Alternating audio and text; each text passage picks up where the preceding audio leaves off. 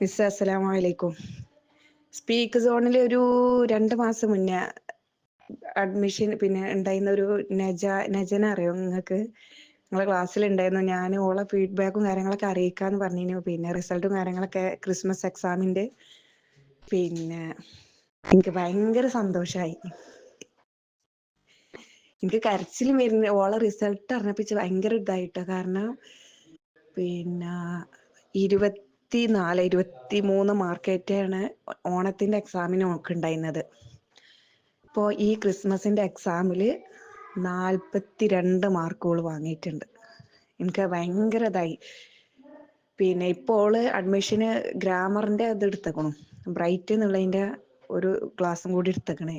അപ്പൊ ഇത് speak zone കഴിഞ്ഞ് ഇതും കൂടി എടുത്താൽ ഇംഗ്ലീഷ് ഏറെക്കുറൊക്കെ ഓൾക്ക് നന്നായിട്ട് മനസ്സിലാവും. കാരണം 30 മാർക്കിന്റെ ക്വസ്റ്റ്യൻ ഓൾക്ക് ഗ്രാമറിന്റെ വരുന്നുണ്ട് 9ാം ക്ലാസ്സിൽ.